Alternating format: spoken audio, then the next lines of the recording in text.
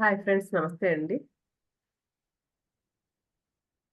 మనం అతీష ప్రజ్ఞావేదం అనే బుక్ చదువుకుంటున్నాం కదా. నిన్నటి వరకు మనం ఫస్ట్ చాప్టర్ కంప్లీట్ చేశారు. అందులో ఫస్ట్ సూత్రం చెప్పారు. అందులో 7 సూత్రాలు నేర్చుకున్నాం కదండి. లాస్ట్ ఏం చెప్పారు?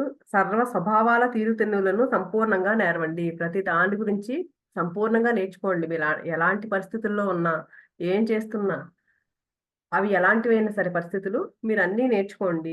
దీంతో నిన్న అయిపోయింది కదండి. ఇప్పుడు రెండో సూత్రంలోకి వచ్చారండి. అదేంటంటే రెండో సూత్రం శ్వేత బీజాలని నాటడం. శ్వేత బీజాలు అంటే ఏంటండి? శ్వేతం అంటే తెల్లది. తెల్ల అంటే తెలుపు దేనికి ప్రతీక?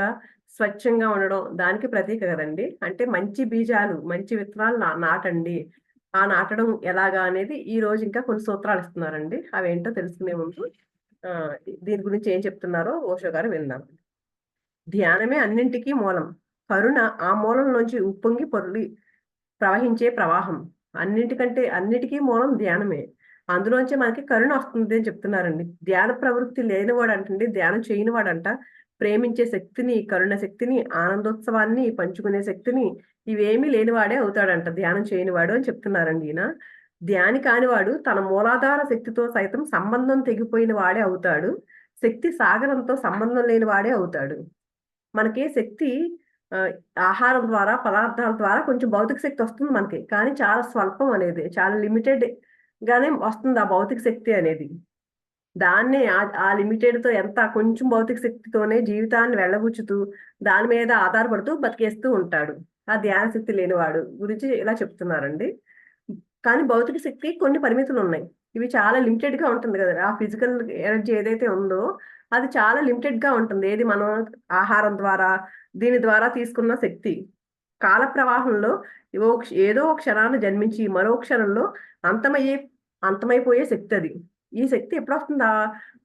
అది ఈ భౌతిక శక్తి అనేది ఎప్పుడు వస్తుంది? మనం పుట్టినప్పుడు వస్తుంది. మళ్ళీ ఆ జీవనం మనం జన్మించినప్పుడు, తర్వాత చనిపోయినప్పుడు పోతుంది. అంటే ఈ జనన మరణాల మధ్య మాత్రమే దాని ఉనికి ఉంటుంది. ఈ భౌతిక శక్తి ఉనికి ఆ రెండింటి మధ్యలో మాత్రమే ఉంటుంది. దీన్ని ఎగ్జాంపుల్ ఎలా చెప్తున్నారు? ఇప్పుడు మనం ఒక ప్రమిదిలో నూనె వేసి దీపం వెలిగించాము. ఎంతసేపు ఉంటుంది ఆ దీపం? ఎంతసేపు వెలుగుతుంది? ఆ నూనె ఉన్నంతసేపే వెలుగుతుంది. భౌతిక శక్తి కూడా, ఉనికి కూడా అంతే, చాలా తాత్కాలికం మాత్రమే. ధ్యాని అనంతాన్ని గురించి కొంత తెలుసుకోగలిగి అవధులు లేని శక్తి మూలంతో బలంగా అనుసంధానం అవుతాడు.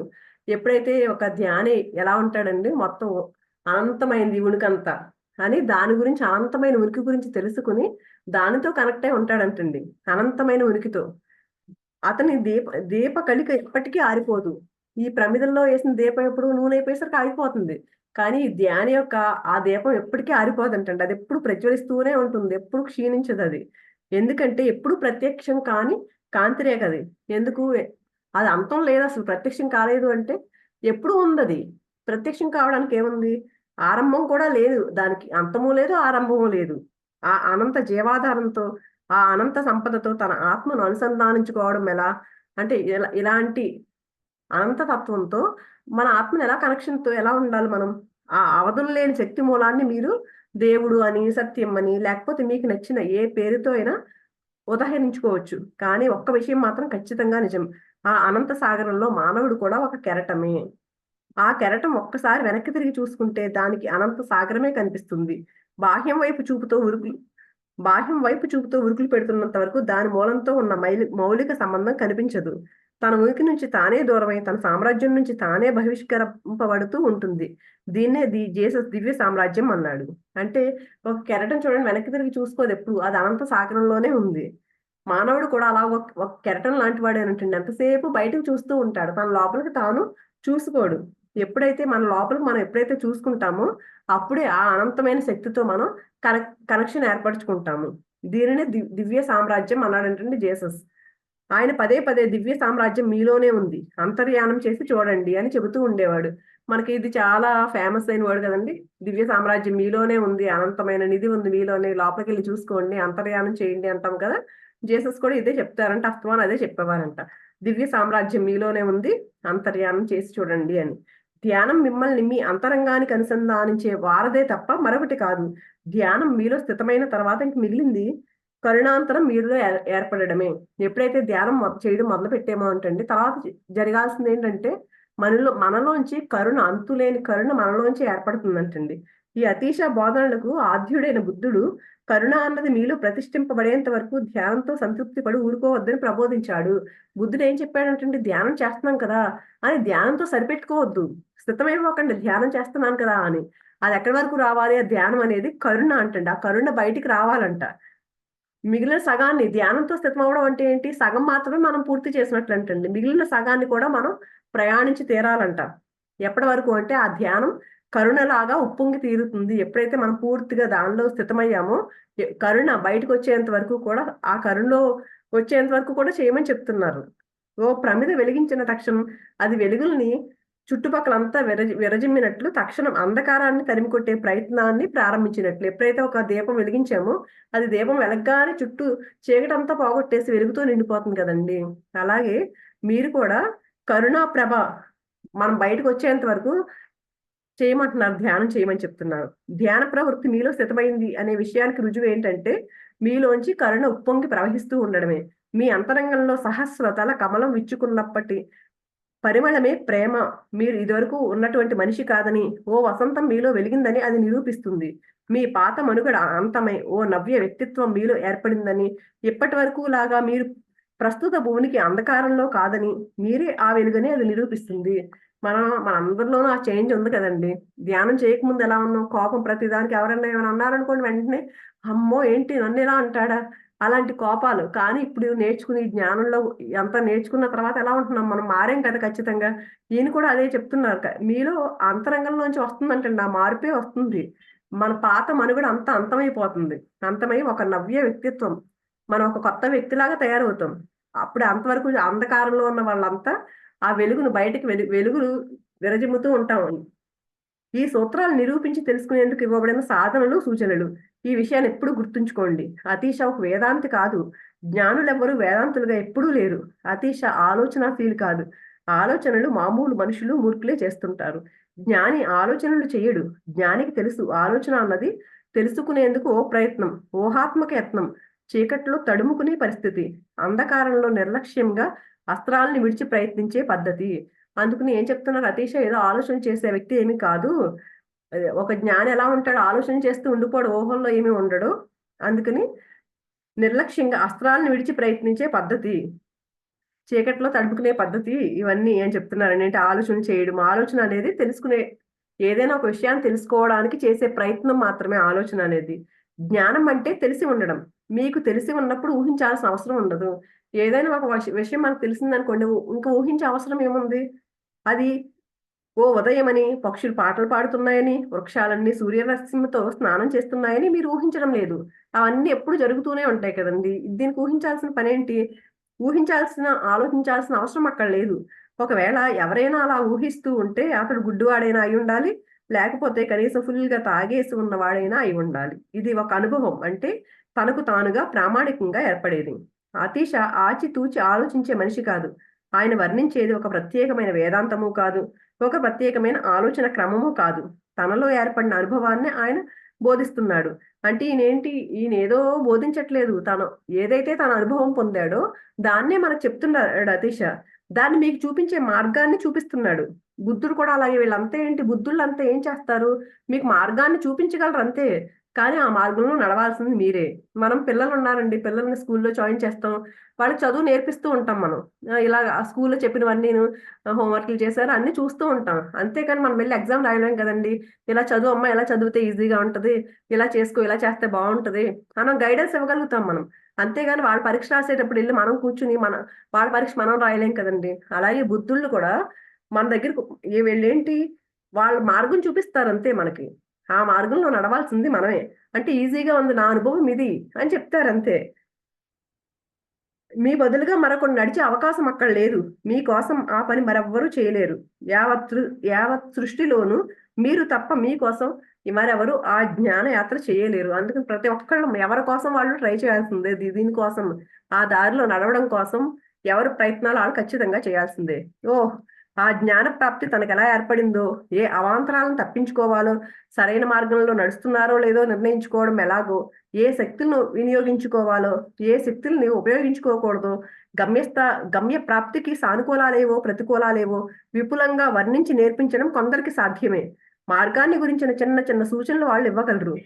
అంటే వీళ్ళంతా ఏంటండి, ఇవన్నీ వాళ్ళకి తెలుసు. ఎటెళ్తే బాగుంటుందా, ఎటెళ్తే బాగోదు, ఎటు వెళ్తే ఇది ప్రతికూలంగా ఉంటుంది, మనకు అనుకూలంగా ఎలా ఉంటుంది ఇటు వెళ్తే, అవన్నీ వాళ్ళకి తెలుసు. కానీ వాళ్ళు ఇచ్చేవన్నీ చిన్న చిన్న సూచనలు. ఇది గమనించుకోమని చెప్తున్నారు. ఏంటి, వాళ్ళు ఇచ్చే చాలా చిన్న చిన్న సూచనలు అంటండి. ఎందుకంటే సంపూర్ణ రహదారి చిత్రాన్ని ఎవ్వరు ఇవ్వలేరు. మనం ఎక్కడికైతే వెళ్ళాలో, మనం ఏ గమ్యం అయితే చేరుకోవాలో అక్కడికి వెళ్ళే కరెక్ట్ దారిని ఏమి ఎవరు ఇవ్వలేరంటండి మనకి. ఎందుకంటే ప్రతి ఒక్కరి దారి ఇంకొకళ్ళ దారి కంటే భిన్నంగానే ఉంటుంది. ఒకళ్ళు వెళ్ళిన దారిలో ఖచ్చితంగా ఇంకొకళ్ళు ఎవ్వరు వెళ్ళలేరంటండి. అందుకని ఎవరి దారి వాళ్ళు ఏర్పాటు చేసుకోవాల్సిందే. ప్రతి ఒక్కరికి ప్రత్యేకమైన, ఇంతకు ముందు ఎవ్వరికీ లేని అనుభ అనుభవాలు, ఎవరికీ కలిగిన అనుభవాలు, ఇంకా ఇంకో తర్వాత కూడా ఎవరికి అలాంటి అనుభవం రాదు. అలాంటివి ప్రతి ఒక్కళ్ళకి, అంటే ఇప్పుడు చూడండి, మన వేలి ముద్రలు ప్రతి ఒక్కళ్ళు సెపరేట్ అంటారు కదా! ఒకళ్ళు వేలి ముద్రలు ఇంకొకళ్ళు వేలి ముద్రలతో సరిపడవు అంటారు కదా! ఒకేలా ఉండవు. అలాగే ఈ ప్రయాణం కూడానంటండి, దారి చూపిస్తారు అంతే. వాళ్ళు చిన్న చిన్న మెలుకువలు చెప్తూ ఉంటారు అంతే. ఇలా ఎళ్తే ఈజీగా ఉంటుంది, ఇలా అయితే కష్టంగా ఉంటుంది, ఇది బావుంది, ఇలా చెప్తారు తప్పితే అవి చిన్న చిన్న సూచనలు జస్ట్ తీసుకోండి అంతే గాని దాని మీద ఆధారపడొద్దు. ఎందుకంటే ప్రతి ఒక్కళ్ళకి రకరకాల మార్గాలు ఉంటాయంటండి. ఏ ఒక్క మార్గం కూడా అంతకుముందు ఎవరు నడిచి ఉండదు కాదంట. తర్వాత కూడా ఎవరు నడవరంట ఆ మార్గంలో. ఎందుకంటే ప్రతి ఒక్కళ్ళది విభిన్నంగా ఉంటదంటండి మార్గం. ప్రతి వ్యక్తి యొక్క వ్యక్తిత్వము ప్రత్యేకమే కనుక అందరికీ పనికొచ్చే ఒకే రహదారి చిత్రాన్ని ఎవ్వరు ఇవ్వలేరు. కేవలం చిన్న సూచనలు, పూర్తిగా స్పష్టంగా ఉండని నిర్దేశికాలు, సంజ్ఞలు, సూచికలు మాత్రమే ఇవ్వగలగడం సాధ్యమవుతుంది. అయితే ఈ సూచికలను, సంజ్ఞలను, గుర్తులను మీరు యథాతథంగా విశ్వసించి మీ పయనాన్ని సాగించకూడదు. అదే చెప్తున్నారు. అంటే దాన్ని గుర్తించి దాన్ని పడ్డట్టే ఎళ్ళిపోవద్దు దాన్ని కూడా.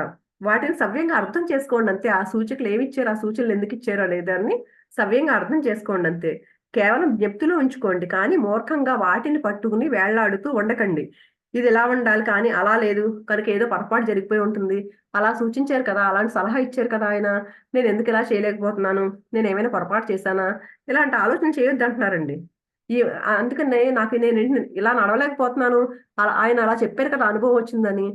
నేను న న నేను చే పొరపాటు పొరపాటు చేస్తున్నాను కాబట్టి నేను నడవలేకపోతున్నాను. ఇలాంటి ధోరణి వద్దు అని చెప్తున్నారండి. ఆ మార్గం సామాన్యం, అగమ్య గోచరంగానే, అస్పష్టంగానే ఉండి తీరుతుంది. అంటే ఏంటో సరిగ్గా అర్థం కాదు ఎవరికీ. అగమ్య గోచరమే అదంతా. జ్ఞానులు బోధించిన మార్గంలోని సుగంధం లాంటిదే. మరీ అంత స్పష్టంగా ఉండకుండా మీకు మీ మార్గంలోనే ఎదురు కావచ్చు. ఆ జ్ఞానులు బోధించారు కదా! ఆ మార్గం ఒక సుగంధంతో నిండిపోయి ఉందని బోధించారు. మీకు కూడా అలాంటిదే. మీకు కూడా అనుభవం కావచ్చు. కానీ ఆ సుగంధం కూడా వేరే సుగంధం అయ్యుండొచ్చు. వేరేలాంటి సుగంధం. అలాంటి సుగంధమే కానీ అదే సుగంధం మాత్రం కాదు. ఈ వివేకం మీలో ఏర్పడి తీరాలి. అంటే వాళ్ళు ఏదైతే పొందారో సేమ్ అలాంటిదే పొందాలని మీకేం లేదు. మీకొచ్చింది వేరేగా ఉంటుంది. ఇంకో రకమైంది మీకు. ఇంకొక రకమైన మంచి అనుభవం మీకు రావచ్చు. అందుకని ఈ వివేకం గురించి మనకు ఖచ్చితంగా తెలిసి తీరాలంటండి. ఓ వివేక శూన్యుడు, ఓ అవివేకి చివరికి ఛాందసుడే అయిపోతాడు. ఛాందసులెప్పుడు సత్యప్రాప్తిని, గమ్యాన్ని సాధించలేరు. వారి ఛాందసమే గమ్య ప్రాప్తికి ప్రతిబంధకం అవుతుంది. అలా చాదస్తంగా అలా ఆ ఛాందస భావాలతో ఎప్పుడైతే ఉంటామో, ఆ గమ్యం చేరడానికి అదే అడ్డవుతుందంటండి. ఇవి చిన్న సూచనలు మాత్రమే. గణిత శాస్త్ర సమీకరణాలు కావు. మనకి మ్యాథ్స్‌తో ఎలా ఉంటాయండి? 2, 2 కలిపితే 4. మనం ఖచ్చితంగా ఎప్పుడు ఇదే ఆన్సర్ అనుకుంటాం కదా! కానీ అలౌకిక ఆత్మ స్థితుల్లో అంటండి 2, 2, 4 ఎప్పుడు కాదంట. అయితే 3 అవుతుందంట, లేకపోతే 5 అవుతుందంట. చాలా కొన్ని అసామాన్య పరిస్థితుల్లో మాత్రమే 2, 2, 4 అవుతుందంటండి. అందుకని అక్కడ పనిచేసేది గణితం కాదు, ఒక సంగీతంగా ఉంటుంది. అక్కడ పనిచేసేది తర్కం కాదు, ఒక కవిత్వంగా ఉంటుంది. అంటే అక్కడ లాజికల్స్ ఏం పనిచేయవు. అది ఒక కవిత్వంగా మాత్రమే ఉంటుందంటండి. అందుకని ఓ తార్కిక సంకలనాన్ని మీరు పఠిస్తున్నప్పుడు, అంటే ఒక లాజికల్‌గా ఏదైనా మనం చదువుతున్నామండి. ఏదైనా చదువుతున్నామనుకోండి, దాని గురించి మనలో ఒక భావాలొస్తాయి. మన లోపల ఆ భావాలతో నిండిన మనస్తత్వంలో ఉండి, ఒక రకమైన భావం, ఇది చదువుతున్నాను కదా! ఇదిలా ఉంటుంది. మనం అలా ఒక భావంతో చదువుతా ఉన్నామనుకోండి, దాన్ని ఏం చేస్తాం అప్పుడు? ఆ కవిత అలా ఉండి చదువుతాం మనం సాధారణంగా. ఏదో భావం పెట్టుకొని చదువుతూ ఉంటాం. కానీ కవిత్వాన్ని ఆస్వాదిస్తూ చదువుతున్నప్పుడు మరో విధంగా మీరు ఉండి తీరాల్సిన పరిస్థితి కలుగుతుంది. తర్కంలో అంటే మనం లాజికల్ గా ఒక ఆలోచన చేసేసుకుని చదువుతున్నామా, లేదా కవిత్వంతో దాన్ని ఆస్వాదిస్తూ చదువుతున్నామా అనేది. అలా చదువుతున్నప్పుడు అంటే మరో విధంగా ఉంటుందంట. ఎప్పుడైతే మనం ఆస్వాదిస్తూ చదువుతున్నామో. తర్కంలో కొన్ని విలక్షణమైన శైలీ క్రమాలు ఉంటాయి. ఓ సక్రమమైన వాదనా పటిమ ఉంటుంది. ఓ నిర్దేశిత న్యాయం ఉంటుంది. ఇది ఎలా ఉండాలని మీకు తెలుసు. ఇది ఇలాగే ఉంది. కాబట్టి ఇది ఆవశ్యకంగా ఇలాగే ఉండి తీరుతుంది. తర్కంలో ఖచ్చితంగా కాబట్టి అది అధ్యయనం ఉండి తీరుతుంది. ఆ లాజికల్ గా ఆలోచించామనుకోండి, ఇది ఎలా ఎందుకుంది, ఇది ఇలాగే ఉందేంటి, ఓ ఇలాగే ఉండాలి కదా, ఇలాంటి ఆలోచనలన్నీ వస్తూ ఉంటాయి. అయితే కవిత్వంలో ఆస్వాదిస్తూ ఎప్పుడైతే చేస్తామో అప్పుడు ఎక్కడ కాబట్టి కనుక ఇలాంటివి ఏమీ కనిపించవు మీకు. కవిత్వం అవధులు లేకుండా దుముకుతూ ఉంటుంది. కవిత్వం ఒక దర్శనం, తర్క పరిశీలన కాదు. కవిత్వం ఒక మధుర గానం, అంతేగాని సహేతుక వాదన కాదు. కానీ కవిత్వంలో కూడా అంతర్లీనంగా ఒక వాదన క్రమం ఉంటుంది. అంటే మనం లాజికల్ గా ఎప్పుడైతే థింక్ చేస్తూ దాన్ని చదివితే ఇలాంటివన్నీ వస్తా ఉంటాయి, తర్కాలు వస్తాయి, ఇది ఎలా ఉంది అలా ఉందని. కానీ మనం దాన్ని కవిత్వంతో ఒక ఆస్వాదంతో ఎప్పుడైతే చదువుతామో అప్పుడు మనం ఒక మధుర గానంలా ఉంటుంది అది. కానీ అందులో కూడా ఒక వాదనా క్రమం ఉంటుందంటండి. కానీ బాహ్యంలో కాదు. ఇది ఇంకా తన మార్గంలో ఇంకా పయనిస్తున్న సాధకులకు కాదు, కేవలం గమ్య ప్రాప్తిని పొందిన వారికే వర్తిస్తుంది. ఇది ఎవరికి వర్తిస్తుంది అంటే గమ్యం చేరిపోయిన వాళ్ళకే. ఇప్పుడు సాధన చేస్తూ ఉన్న వాళ్ళకి కాదు.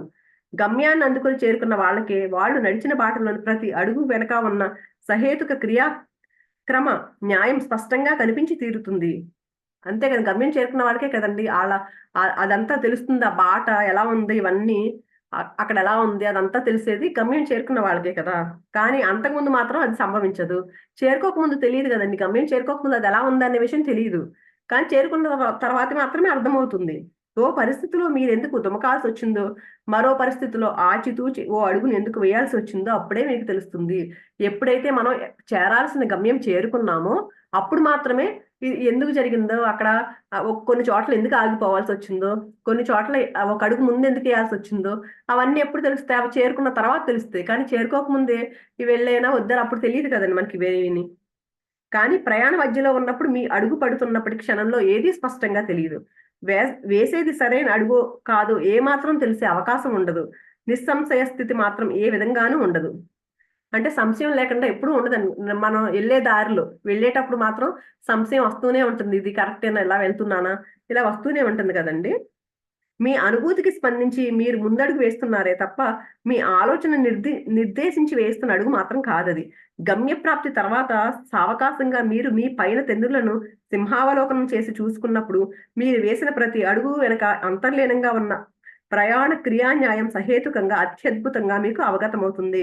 ఎప్పుడైతే గమ్యం చేరుకున్న తర్వాత ఒక్కసారి మళ్ళీ ఆలోచించుకున్నాం అనుకోండి, రివైండ్ చేసుకున్నప్పుడు మాత్రమే మనకు అర్థమవుతుందంటండి. మనం అక్కడ ప్రతి అడుగు వెనక ఏం జరిగిందా అనేది అన్ని అర్థమైన తర్వాత మనకి అత్యద్భుతంగా మనకు అర్థమవుతుందంటండి అప్పుడు గమ్యం చేరిన తర్వాత. గమ్యం ప్రాప్తించిన వారి పయనం శాంతం సహేతుకంగానే ఉండి తీరుతుంది. కానీ ఇంకా అస్పష్ట బాటల్లోనే నడుస్తున్న వాళ్ళు హేతుబద్ధంగా ఆలోచించి అడుగులు వేసుకుంటూ యాత్ర సాగిస్తే మాత్రం ఎప్పటికీ గమ్యాన్ని అందుకోలేరు. కానీ ఒక అస్పష్టంగా వాళ్ళకి ఏమి ఒక క్లియర్ గా లేకుండా అడుగులు వేస్తున్న వాళ్ళు ఎప్పటికీ గమ్యాన్ని చేరుకోలేరంటండి. ఏంటిది కరెక్టేనా కాదా అస్పష్టంగా అంటే ఒక స్పష్టత లేదన్నమాట వాళ్ళకి. ఎటు వెళ్తున్నామా ఏం చేస్తున్నామా అనే స్పష్టత లేనప్పుడు ఎప్పటికీ గమ్యాన్ని చేరుకోలేరు. ఈ విపరీతాన్ని మీరు అర్థం చేసుకుని తీరాలి. బుద్ధుడు, తిలోప, సరాహ, అతీష మొదలైన వారి ప్రబోధాలు అందువల్లే గమ్యప్రాప్తిని పొందిన వాళ్ళకు మాత్రం సహేతుకంగా నిర్మింపబడి ఉన్నట్లు అవగతమవుతాయి. అందుకే ఆ గమ్యాన్ని చేరుకున్న వాళ్ళకి మాత్రమే వీళ్ళందరూ బోధించినవి సహేతుకంగా ఉన్నాయి, బాగున్నాయని అనిపిస్తుందంటండి. కేవలం సింహావలోకనంలోనే ఈ న్యాయం స్పష్టంగా గోచరిస్తుంది. ఎప్పుడు మనం అక్కడికి గమ్యం చేరుకున్న తర్వాత ఆలోచించినప్పుడు మాత్రమే అర్థమవుతుందంటండి. ఇంకా మార్గంలోనే తడబడుతూ నడుస్తున్న వాళ్లకు అంతా సంశయాత్మకంగానే, లక్ష్యం ఏ మబ్బులు వెనుకో దాక్కుని ఉన్నట్లుగానే ఉండి తీరుతుంది. కానీ నడుస్తున్నప్పుడే ఆ మధ్య అర్థం సంభవించదు. అంతే కదండి. ఇప్పుడు మనం ధ్యానం చేస్తున్నామండి. ధ్యానం చేశాను నేను, నాకు పలానా అనుభవం వచ్చింది, చాలా బాగుందని చెప్పామనుకోండి, ధ్యానం చేయని వాళ్ళు నమ్ముతారా? చాలా మంది చూడండి, మనం కొన్ని ఎక్స్పీరియన్స్ వచ్చినాయి అంటే అస్సలు నమ్మరు వాళ్ళు. ఎందుకు? వాళ్ళు చెయ్యట్లేదు కాబట్టి. అలాగే ఇక్కడ కూడా ఆ మార్గంలో తడబడుతూ నడుస్తున్న వాళ్ళకి అంతా సంశయాత్మకంగానే ఉంటుంది. అన్ని సంశయంతోనే చూస్తారు. ఇది నిజమేనా, జరుగుతుందా అన్నట్లు. వాళ్ళకి ఎలా ఉంటుంది లక్ష్యం? ఏ మబ్బులు వెనకో దాక్కుని ఉన్నట్లుగానే ఉండి తీరుతుందంటండి. కానీ నడుస్తున్నప్పుడే అది సంభవించదు.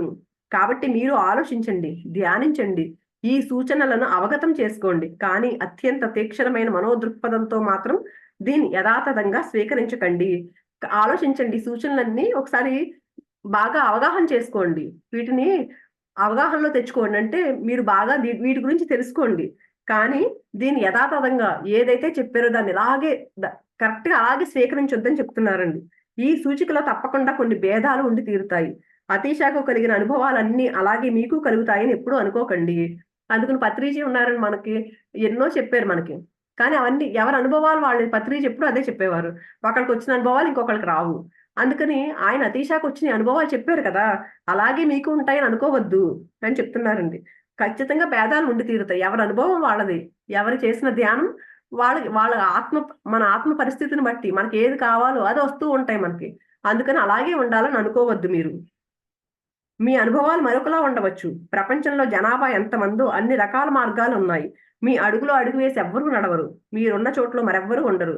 మీకు అత్యంత సమీపంలో నుంచుని ఉన్నవాళ్ళు కూడా సరిగ్గా మీరు నుంచున్న చోట్లో నిలబడలేరు.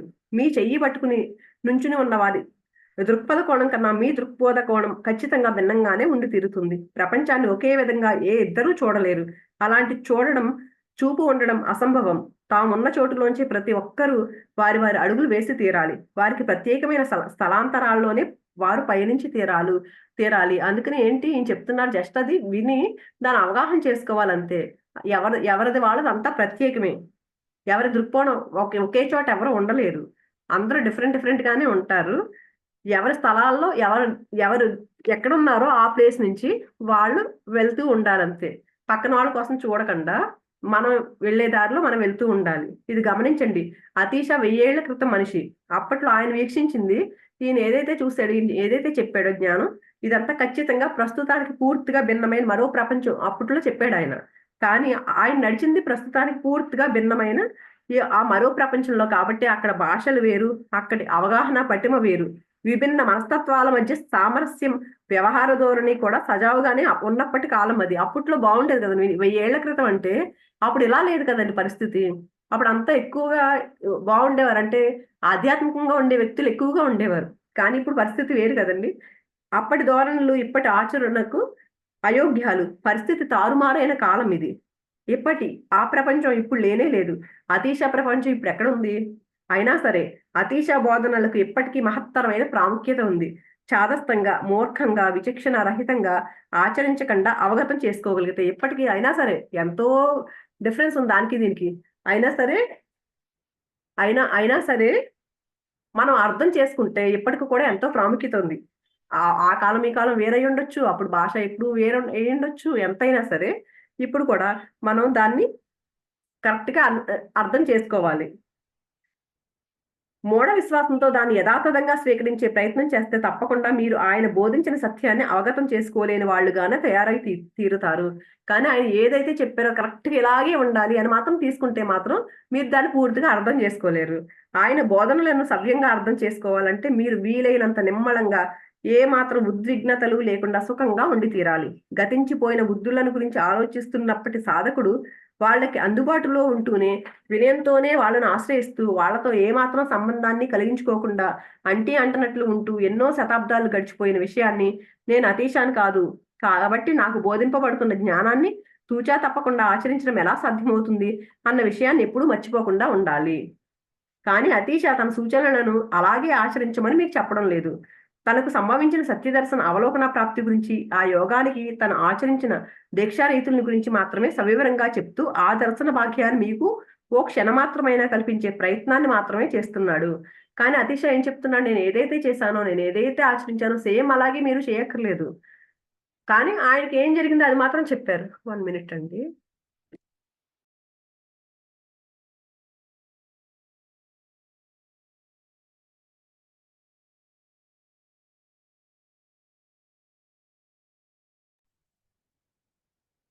ఆ దర్శన భాగ్యాన్ని ఒక ఆయన ఏదైతే పొందాడో అనుభవం, దాన్ని ఒక క్షణమాత్రమైనా కల్పించే ప్రయత్నాన్ని మాత్రమే నేను చేస్తున్నాను. నాకు ఏదైతే జరిగిందో అది చెప్తున్నాను అంతే. కానీ సేమ్ అలాగే మిమ్మల్ని ఫాలో అవ్వమని చెప్పట్లేదండి మనల్ని. తనలో పెళ్లిబుగుతున్న కవితనే, తనలో పొంగుకొస్తున్న కరుణనే మీకు పంచే ప్రయత్నాన్ని చేస్తున్నాడు అంతే ఆయన. ఈ విషయాన్ని మీరు ఎప్పుడు గుర్తుపెట్టుకోండి. మర్చిపోయిన ప్రజలలో మూఢ విశ్వాసం అత్యంత సులువుగానే ఏర్పడిపోతుంది. ప్రపంచంలో లక్షలాది మంది మత ఛాందసవాదులుగా తయారవుతున్నది ఎందువల్ల అనుకుంటున్నారు? కేవలం ఒక చిన్న కారణం వల్లే. మతవాదిగా తయారైతే సత్యాన్ని శోధించే ప్రయత్నం చేయకుండా తప్పించుకోవచ్చు కనుక. స్వంతంగా తీవ్రంగా ఆలోచించే పని తప్పిపోతుంది కనుక. స్వంత అవగాహనను తప్పించుకోవచ్చు కనుక. మతోన్మాదిగా మారితే బాధ్యతనంతా ఇంకొకళ్ళ మీదకి నెట్టివేయడం ఎంతో సులువు కనుక. తప్పంతా వాళ్ళదే కనుక.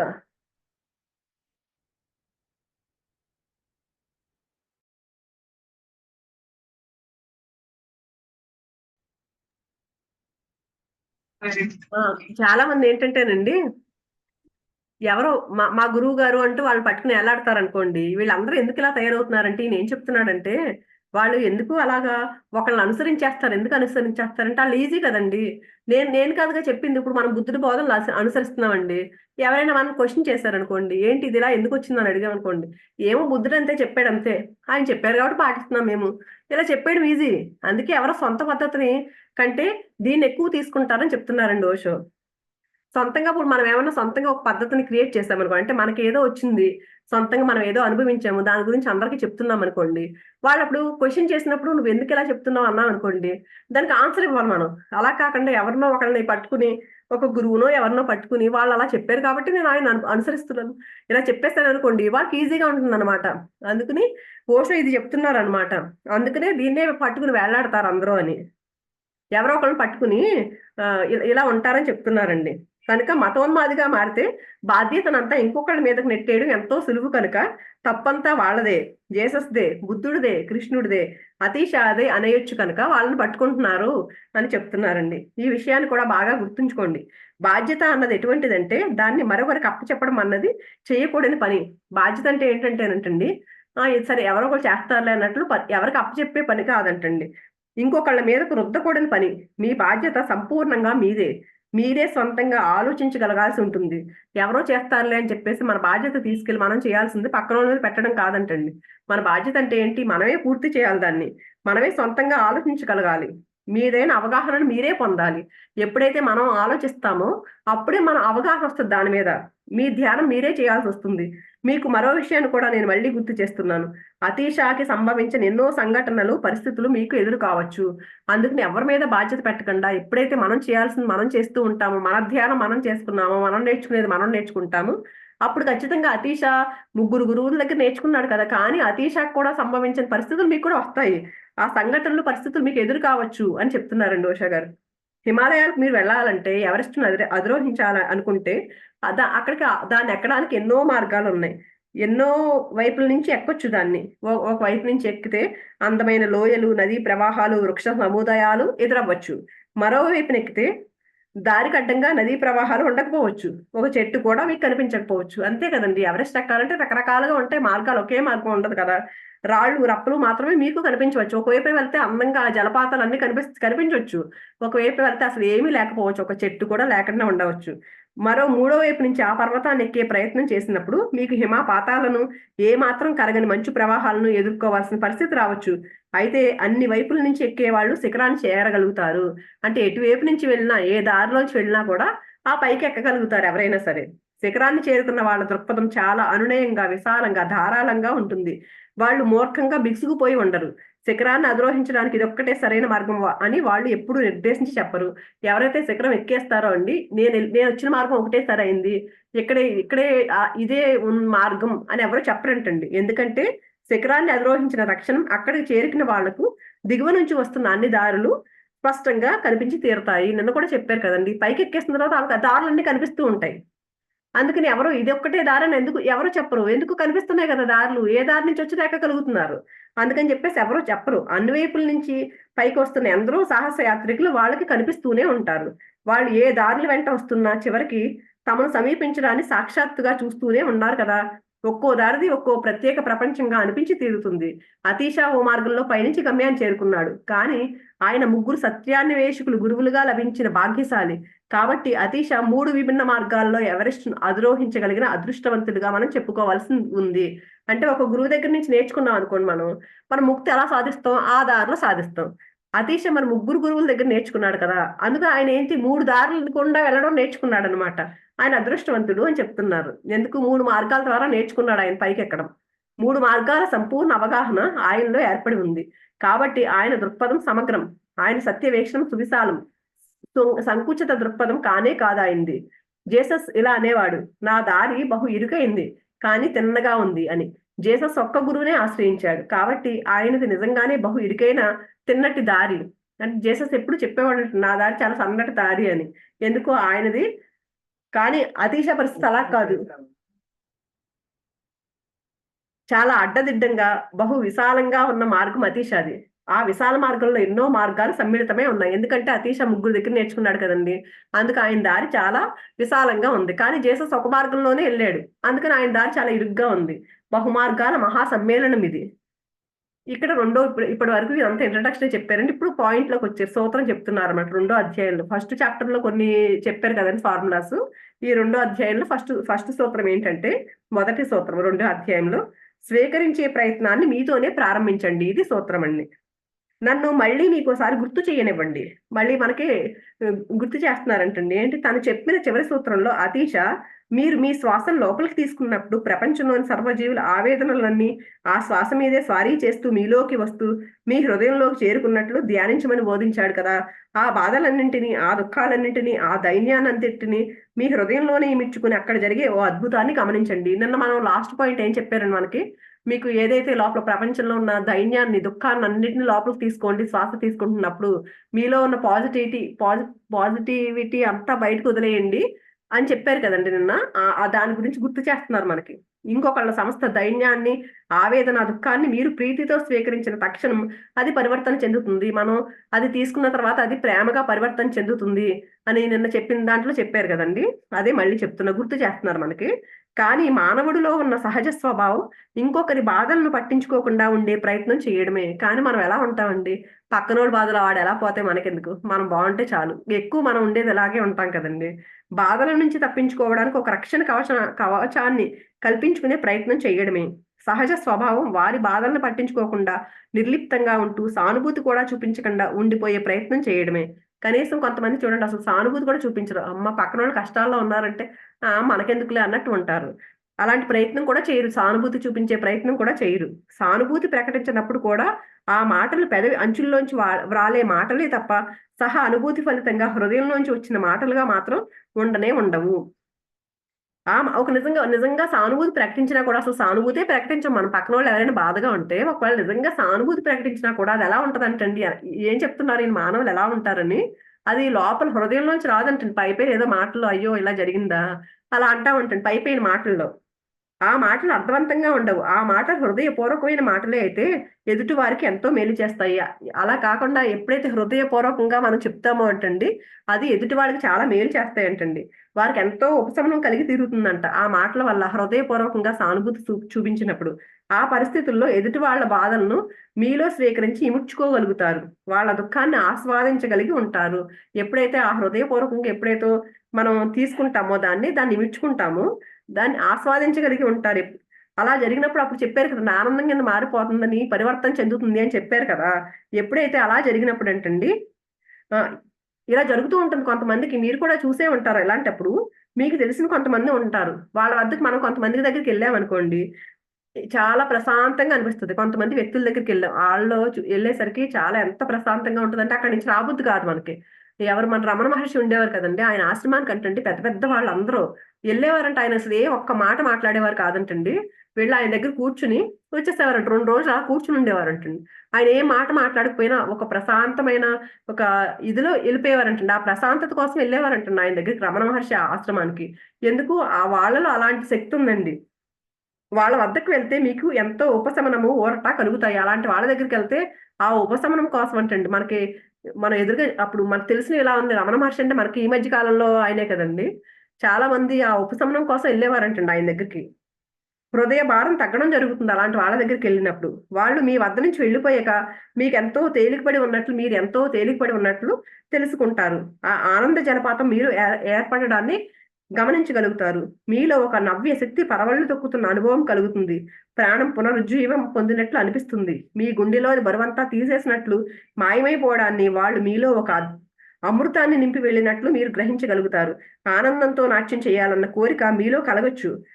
వాళ్ళు వెళ్ళిన తర్వాత వాళ్ళ సహచర్యం ఇంకా ఇంకా కావాలి అని అనిపిస్తూ ఉంటుంది. మీలో ఎంతో హాయి రేగుతుంది. వాళ్ళ సహచర్యంతో మీకు ఒక బలమైన పోషణ లభిస్తుంది. అలాంటి వాళ్ళు అలాంటి వ్యక్తుల దగ్గరికెళ్తేనంటండి మనకలా అనిపిస్తుందంట. ఎందుకు బుద్ధుడు కూడా అలాగే ఉండేవారంటండి. ఆయన ఇలా చూసేసరికి అందరూ ఆ ప్రేమతత్వం అంటండి ఎదుటి వాళ్ళలోకి వచ్చేసేదంట. ఎందుకు అంత కరుణతో ఉండేవారంటండి. ఆళ్ళెవ్వరి మీద కోపం, ద్వేషం ఇలాంటివి ఏమి ఉండేవి కాదంట. ఎంత కరుణతో ఉండేవారో అనంటండి. ఇక్కడ ఇవన్నీ ఏంటి నిన్న మనకు చెప్పారు చూసారా? అందరి దుఃఖం లోపలికి ఎప్పుడైతే తీసుకుంటామో అది ప్రేమ కింద మారిపోయి, ఆ ప్రేమ అందరి చుట్టుపక్కల అందరికి ప్రవహిస్తూ ఉంటుందని అలా జరుగుతుందనమాట ఇలాంటి మహనీయుల దగ్గర. కానీ ఇందుకు విరుద్ధంగా జరిగే మనుషులు కూడా ఇక్కడే ఉన్నారు. అటువంటి వాళ్ళు మీకు తారసపడితే మీ హృదయం బరువెక్కిపోతుంది. అలా కాకుండా కొంతమంది నెగటివిటీ ఉన్న పీపుల్ దగ్గర ఉంటామండి. మనం కొన్ని చోట్ల కొంతమంది దగ్గరికెళ్తామండి. అసలు మనం ఇలా కూర్చోలేం. అమ్మో! ఇక్కడి నుంచి ఎప్పుడు వెళ్ళిపోదామా అనిపిస్తది. అప్పుడు తర్వాత మనం ఇంటికొచ్చేసాక అమ్మో! ఎంత నెగెటివ్ ఎనర్జీ ఉందో అక్కడ. అసలు కూర్చోలేకపోయినా అని చెప్పుకుంటాం కదండీ మనం. అలాంటి వ్యక్తులు కూడా కొంతమంది ఉంటారు. మీలో నిస్పృహ, నిరాశలు కలుగుతాయి కొంతమందిని చూస్తే. మీ జీవిత సారం పీల్చివేయబడినట్లు, మీ శక్తులన్నీ తగ్గిపోయి ఉన్నట్లు తెలుసుకుంటారు. అలాంటి వాళ్ళ దగ్గరికి మనం మనకు చెప్తారు కదండీ! ఇప్పుడు ఆరా లాక్ చేసుకొని వెళ్ళండి అని కూడా చెప్తూ ఉంటారు కొంతమంది. అలా నెగటివిటీ ఉన్న పీపుల్ ఉంటారు. కొంతమంది జాగ్రత్త అలాంటి కొన్ని ప్లేసెస్‌కెళ్ళేటప్పుడు మీ ఆరాని లాక్ చేసుకోండి. మీ శక్తి ఎవరు మీ ఎనర్జీని తీసుకోకుండా అని కూడా చెప్తా ఉంటారు కదండీ మనకి. అలా కొంతమంది ఏం చేస్తారు, మీ శక్తిని గుంజుకుని మీకేమి ఇవ్వకుండానే వాళ్ళుంటారు కొంతమంది. అది మీ అనుభవంలోకి వస్తున్న విషయమే. మనుషులు కొందరు మిమ్మల్ని తప్పించుకుని తిరుగుతున్నారంటే దాని బాధ్యత వాళ్ళది కాదు. ఈ మాటలను గుర్తుంచుకోండి. మీ స్వభావంలో ఉన్న ఏదో లోపం వల్లే వాళ్ళు మీ దగ్గరికి రావడం లేదు. కొంతమంది అంటారు చూడండి, మా దగ్గరికి అసలు ఏంటో మమ్మల్ని అందరూ ఇలాగే చేస్తున్నారు. మా దగ్గరికి రావట్లేదు అంటూ ఉంటారు కదా కొంతమంది. అంటే ఏంటి? అది మీ స్వభావంలో ఉన్న లోపమే. అందుకే మీ దగ్గరికి ఎవరు రావట్లేదు. మీ దగ్గరికి రావడానికి ఎవరు ఇష్టపడట్లేదు. ఏవో సాకులు చెప్పి మిమ్మల్ని తప్పించుకునే ప్రయత్నాలు చేస్తూ ఉంటే తప్పు వాళ్ళది కాదు అనే విషయాన్ని గుర్తుంచుకోండి. వాళ్ళలో ఉన్న శక్తి క్షీణించే విధంగా మీరే ఏదో విరుద్ధ స్వభావంతో ప్రవర్తిస్తూ ఉండి ఉంటారు. అందుకే మీ దగ్గరికి రావట్లేదు వాళ్ళు గుర్తుపెట్టుకోమని చెప్తున్నారండి. మనుషులు మిమ్మల్ని వెతుక్కుంటూ వస్తున్నారంటే, పరిచయం కలిగిన తక్షణం మీతో స్నేహాన్ని పెంచుకుంటున్నారంటే, మిమ్మల్ని ఎంతో అభిమానిస్తూ ఉన్నారంటే, పరిచయం లేని వాళ్ళు కూడా మీ వద్దకు వచ్చి కూర్చోవాలని అనుకుంటూ ఉంటే, మీ చెయ్యిని పట్టుకోవాలనుకుంటున్నారంటే, మీ సహచర్యాన్ని అభిలాషిస్తున్నారంటే, మీకు తెలుసో తెలియకుండానే వాళ్ళందరికీ ఏదో సహాయాన్ని మీరు చేస్తున్నట్లే. అంటే మనల్ని మనం గమనించుకుంటే తెలుస్తుంది మనం ఎలా ఉన్నామా అన్నదంటండి. మన చుట్టుపక్కల వాళ్ళు మనల్ని చూసి మన దగ్గరికి రావాలని ప్రయత్నిస్తారా? మనతో మాట్లాడడానికి ఇష్టపడుతున్నారా? అంటే గనక మనం మంచి ఎనర్జీతో ఉన్నామంటండి. అలా కాకుండా మనల్ని ఇష్టపడట్లేదు, మన దగ్గరికి ఎవరు రావట్లేదంటే, మనం ఎలా ఉన్నామో ఒకసారి గమనించుకోవాలంటండి మనల్ని మనం. అందరికీ అంతులేని ఆవేదనా భారాలున్నాయి. అందరికీ అవధులు లేని నైరాశ్యాలున్నాయి. దైన్య స్థితులున్నాయి. అందరి హృదయాలు బాధపడుతూనే ఉన్నాయి. బాధ అంతటా ఎంతో ఉంది. సమస్త విశ్వజీవుల నుంచి బాధను స్వీకరించే ప్రయత్నానికి ముందుగానే మీ బాధలతోనే అభ్యసించే ప్రయత్నాన్ని ప్రారంభించమని అతీష ప్రబోధిస్తున్నాడు. అంటే అందరి బాధను స్వీకరించే ప్రయత్నానికి ముందుగా మీ బాధలతో ముందు మీ గురించి మీరు చూడండి. ఫస్ట్ ఇంతకు ముందు ఏం చెప్పారాయన? అందరి బాధలను మీ లోపలికి వస్తున్నట్టు అనుకోమన్నాడు కదా!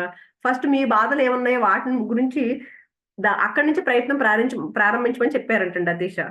అంతరాభివృద్ధికి ఇదొక పరమ రహస్యం. మీకు అన్వయించని దాన్ని మీరు ఇంకొకరికి అందించడం కుదరని విషయం. అంటే మన లోపలే దుఃఖం అంతా పెట్టుకొని పక్కనోళ్ళ దుఃఖాన్ని ఎలా తీసేయగలుగుతాం? అందుకని ఫస్ట్ మనల్ని మనం మనలో ఉన్న దాన్ని గమనించమని చెప్తున్నారండి. మనలో ఉన్న దుఃఖాన్ని, ఆ బాధలతోనే అభ్యసించే ప్రయత్నాన్ని, ఆ ప్రయత్నాన్ని ముందు మనతోనే మొదలు పెట్టమంటున్నారండి. మన లోపల ఏమైనా దుఃఖం ఉంటే దాన్ని అభ్యసించే ప్రయత్నం చేయమంటున్నారు. మిమ్మల్ని మీరు బాధించుకోగలిగినప్పుడే ఇంకొకళ్ళని కూడా బాధ పెట్టగలిగేందుకు సమర్థులై ఉంటారు. అంటే పక్కన వాళ్ళని బాధ పెడుతున్నామంటే ముందు మనల్ని మనం బాధ పెట్టుకుంటామంటండి. అప్పుడే అదొచ్చినప్పుడే మనం పక్కన వాళ్ళని కూడా బాధ పెట్టే సమర్థత మనకుంటుందంట. మీకు మీరే ఓ శిరోభారంగా తయారైతే తప్ప మరొకరికి తలనొప్పిని తెచ్చిపెట్టలేరు. మీకు మీరే అత్యంత ఆప్తులుగా ఉంటే తప్ప మరొకరికి ఆప్తులుగా ఉండలేరు. అంటే ఫస్ట్ మనతో మనం ఎలా ఉన్నదా అన్నది చాలా ఇంపార్టెంట్. మనతో మనం ఆప్తులుగా ఉన్నామా, పక్కన వాళ్ళతో కూడా అలా ఉంటామంటండి. అలా కాకుండా మనతో మనం బాధపడుతూ ఉన్నామా అంటే పక్కన వాళ్ళని కూడా అలాగే చూస్తూ ఉంటామంట. ఇతరులకు మీరు ఈనాడు చేస్తున్నవన్నీ ఇదివరకే మీకు మీరే చేసుకొని ఉండి తీరాలి. కేవలం అటువంటి వాటినే మీరు ఇతరులకు పంచగలరు. మీ వద్ద ప్రస్తుతం సిద్ధంగా ఉన్న వాటినే మీరు ఇంకొకరితో పంచుకోగలరు కానీ, మీ దగ్గర లేని వాటిని మీరెలా పంచగలరు? అంతే కదండీ! మన దగ్గర ఏదైతే ఉందో దాన్నే పంచగలుగుతాం. అంతేగాని మన దగ్గర ఏమీ లేనప్పుడు మనం దేన్ని పంచుతాము అని అడుగుతున్నారు. అంటే మనం ఏమైనా బాధను పంచుతున్నామా? సంతోషాన్ని పంచుతున్నామా? పక్కన వాళ్ళకంటే అది మనలో ఫస్ట్ ఉంది కాబట్టే పంచుతున్నామంటండి ఆళ్ళకి. అందుకొకసారి మనల్ని గమనించుకోమంటున్నారు. దీనికి అతీష ఏమంటున్నారు, స్వీకరించే ప్రయత్నాన్ని మీతోనే ప్రారంభించండి. దీని గురించి ఇంకా చాలా డీటెయిల్డ్గా చెప్పారండి. అది రేపు పొద్దున్న చెప్పుకుందాము. ఈరోజు టైం అయిపోయింది కదా. థ్యాంక్ యూ సో మచ్ అండి.